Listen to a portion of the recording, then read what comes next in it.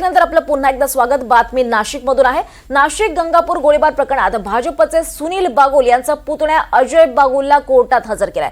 आज सातपूर आणि गंगापूर गोळीबार प्रकरणातील संशयित आरोपींची 3 दिवसांची पोलीस कोठडी पूर्ण होते आहे। प्रकाश लोंढे, मामा राजवाडे, अजय बागुल यांच्यासह इतरांना आता कोर्टात दाखल करण्यात आलाय। या संशयित आरोपींची 3 दिवसांची कोठडी पूर्ण झाली आहे। प्रकाश लोंढे, मामा राजवाडे यांना सुद्धा कोर्टात हजर करण्यात आलेलं आहे।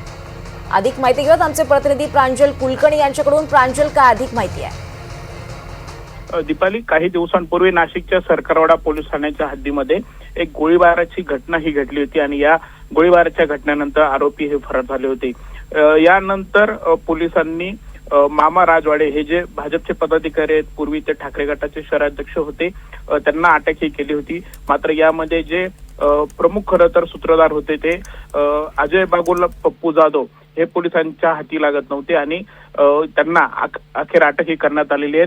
काही वेळापूर्वीच त्यांना नाशिक न्यायालयामध्ये देखील हजर हे करण्यात आलेलं आहे। आपण बघितलं तर नाशिक पोलिसांनी जो ट्रेंड सुरू केला आहे, नाशिक जिल्हा कायद्याचा बालेकिल्ला, आणि हाच नाशिक जिल्हा कायद्याचा बालेकिल्ला आहे असं म्हणत गुन्हे शाखेकडून हे सर्व आरोपी न्यायालयाकडे रवाना हे झालेले होते। दरम्यान एकंदरीतच आपण बघितलं तर नाशिक पोलीस कुठेतरी ऍक्शन मोडवर आल्याचं बघायला मिळतंय।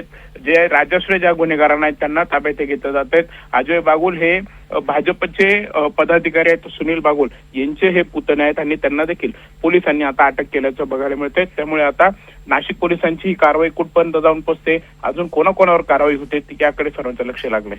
निश्चितच धन्यवाद प्रांजल या सविस्तर माहितीसाठी।